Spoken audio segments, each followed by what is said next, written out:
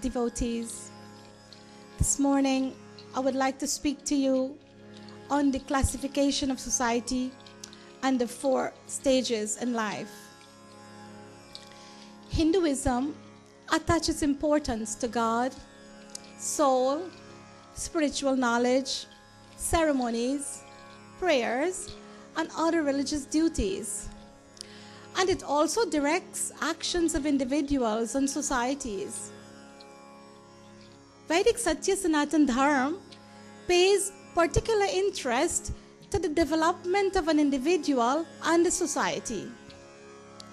The concept of dharma embraces both the individual and the society. And a well-organized society, as well as disciplined life or righteous life of an individual, contribute to the overall progress and success of the nation. For the development of society, a system known as Varna Vyavastha, or we can say in English class system, and some say caste system, was devised, while the individual development, Ashram Vyavastha, which is the system of ashramas, has been developed. And what are the duties of the 4 Varnas, or the Varna Vyavastha? Now, the Varnas have been classified into 4 categories. What are they? The Brahmana, Kshatriya, Vaishya, and Shudra. And let's see who a Brahman is. A Brahmana is a studious and intellectually strong person of peaceful disposition. And a Kshatriya is a brave, bold, powerful, and one of forceful nature. And the Vaishya is conversant in monetary affairs, and he has a strong tendency towards business. And who is a Shudra?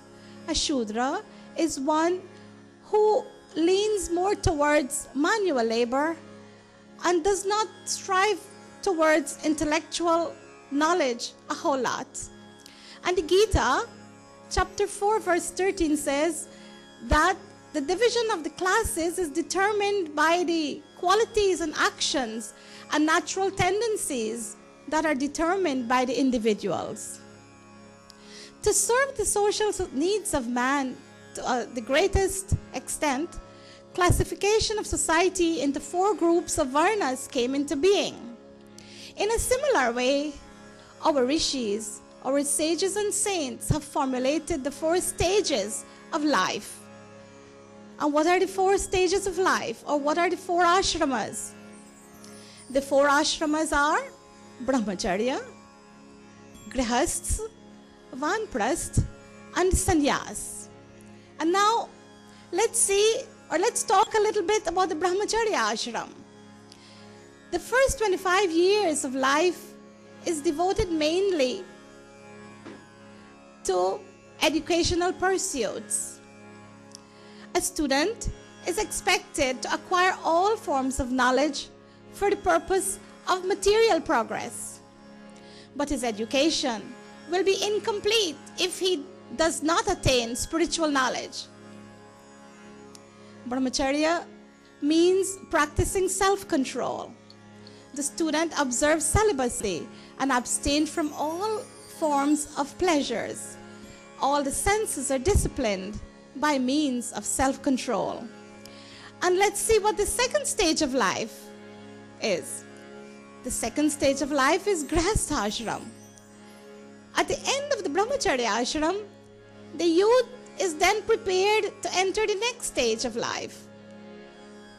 The Grihastha ashram is based on the foundation of mutual love and affection between husband and wife.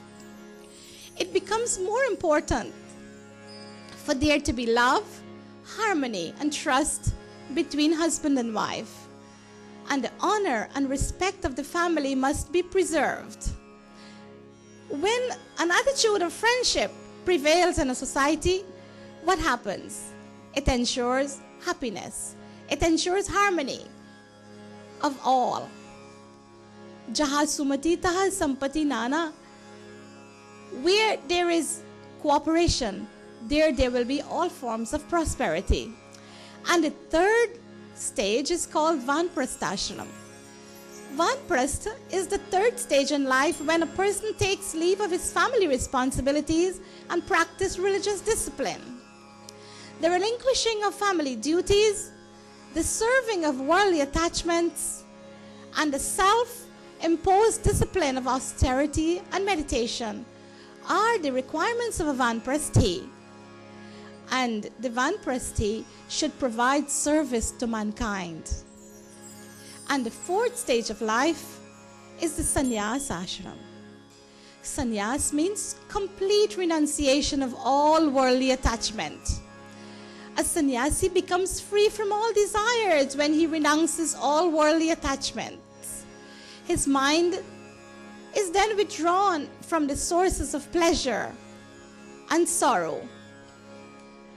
And those of you who've seen sannyasis would see them wearing a saffron color robe. His purpose is to contribute to the peace and happiness of mankind by removing and dispelling ignorance and enabling the individual to awaken the divinity that resides within him.